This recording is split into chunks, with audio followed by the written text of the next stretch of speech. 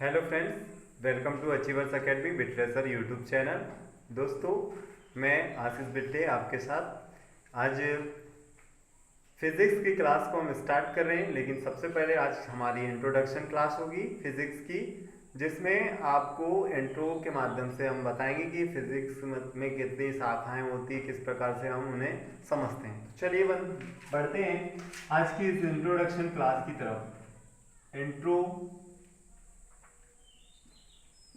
चलिए, तो सबसे पहली चीज हम इंट्रोडक्शन क्लास में किसके बारे में बात कर रहे हैं? साइंस के बारे में बात कर रहे हैं। साइंस शब्द की उत्पत्ति कहां से हुई उसके बारे में हम चर्चा कर रहे हैं। तो साइंस शब्द की उत्पत्ति साइंटिया शब्द से हुई है। साइंटिया शब्द, तो ये जो साइंटिया शब्द है ये कैसा शब्द है? एक लैटिन शब्द है। ठीक है फ्रेंड्स, तो इस साइंटिया शब्द का मतलब क्या होता है उसे हम जान लेते हैं। इस साइंटिया शब्द का मतलब ही होता है कि टू नो, मतलब जानिए। टू नो मतलब जानिए। ठीक है फ्रेंड्स, तो इस प्रकार ये आपने जाना कि जो साइंस है, साइंस किससे मिलकर बना है? कौन से?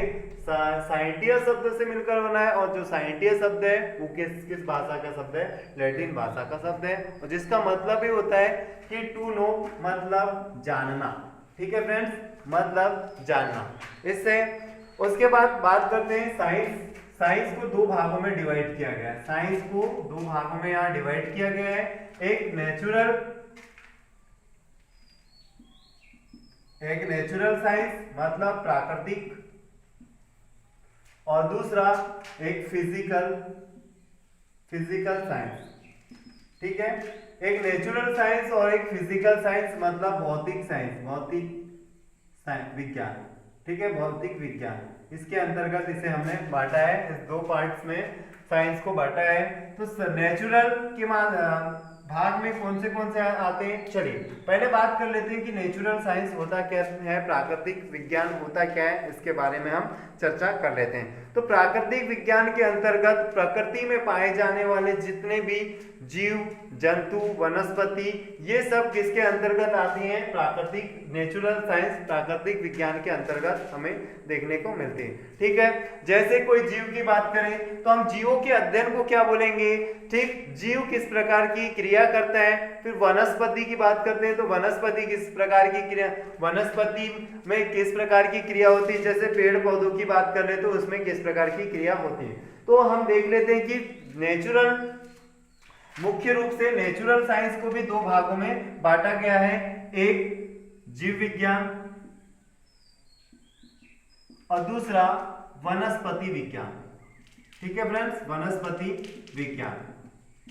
इन दो भागों में किसे बांटा गया? नेचुरल साइंस को बांटा गया है। वैसे ही फिजिकल साइंस क्या होता है? फिजिकल साइंस जो भौतिक रूप से विद्यमान हो प्रकृति में, जो भौतिक रूप से विद्यमान हो, जैसे भौतिक रूप से विद्यमान, जैसे बात कर ले कोई मनुष्य जो है भौतिक रूप से विद्यमान है, लेकिन यह उसके द्वारा बनाई गई कोई वस्तु। ठीक है, फिर बात करें लेबोरेटरी में बनाई गई वस्तु, तो इसे दो भागों में बांटा गया है। एक तो भौतिक विज्ञान के अंतर्गत किसे रखा है? फिजिक्स, भौतिक विज्ञान, फिजिकल साइंस के अंतर्गत एक भौतिक विज्ञान और दूसरा केमिकल साइंस मतलब रसायन विज्ञान। ठीक है, इन दोनों को रखा गया है। तो बात कर लेते हैं जीव विज्ञान क्या होते हैं। जीव विज्ञान के अंतर्गत हम किन किन विषय पर चर्चा करते हैं उसके बात कर लेते हैं।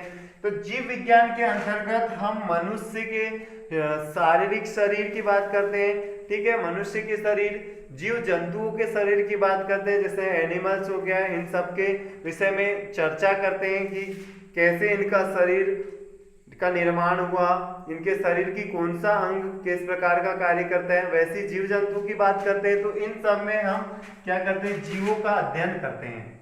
जीव विज्ञान के अंतर्गत हम किसका करते हैं? जीवों का अध्ययन करते हैं, जिससे हम एक एनाटॉमी के नाम से भी जानते हैं कि एनाटॉमी जो सब्जेक्ट होता है, जो मनुष्य का जितना भी एनाटॉमी इसी के अंतर्गत आता है, जीव विज्ञान के अंतर्गत। तो मनुष्य के जितने भी आंतरिक संरचना है उसके बारे में अध्ययन करते हैं। जीव जंतुओं के अध्ययन भी हम जीव विज्ञान के अंतर्गत करते हैं।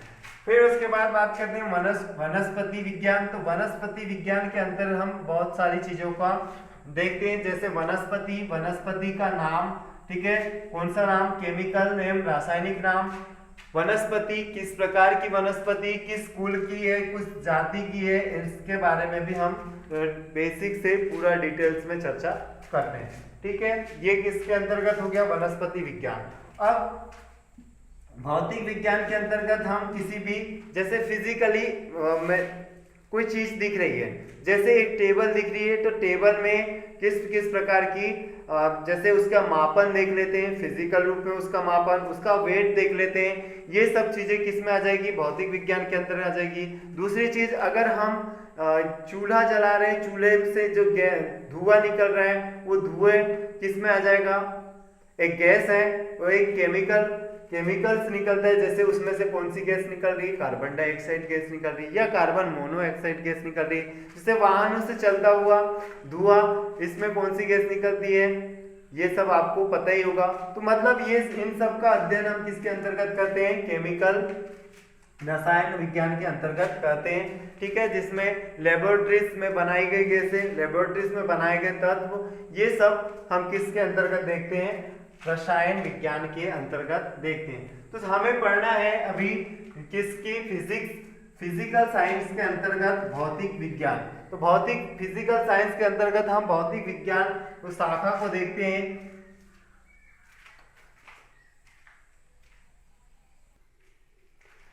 चलिए, साइंस के अंतर्गत हम देखेंगे भौतिक विज्ञान। तो भौतिक विज्ञान के अंतर्गत हम किन का अध्ययन करते हैं वो देख लेते हैं। तो भौतिक विज्ञान के अंतर्गत हम मैटर, द्रव्य तथा एनर्जी की परस्पर क्रिया कराते हैं और परस्पर इनका क्या करते हैं, अध्ययन करते हैं, ठीक है फ्रेंड्स। इसी को हम बोलते हैं भौतिक विज्ञान। तो भौतिक विज्ञान की बहुत सारी शाखाएं होती हैं, जिनके अंतर्गत हमें उनके भागों को पढ़ना होता है। भौतिक विज्ञान के अंतर्गत हम मुख्य रूप से 8 भागों को पढ़ते हैं। चलिए देखते हैं वो कौन से हैं। तो आपने देखा होगा भौतिक विज्ञान के अंतर्गत हम किन किन का अध्ययन करते हैं, एक द्रव्य, दूसरा ऊर्जा, इनकी परस्पर क्रिया किसके अंतर्गत आती है, भौतिक विज्ञान। चलिए 8 भाग देख लेते हैं। पहला यांत्रिकी, दूसरा भाग देखिए ऊष्मा, तीसरा भाग देख लेते हैं ध्वनि, चौथा प्रकाश, पांचवा विद्युत, छठवा चुंबकत्व, सातवां चुंबकत्व हो गया, सातवां आधुनिक परमाणु भौतिकी, ठीक है फ्रेंड्स। और लास्ट भाग हम इसके अंतर्गत पढ़ते हैं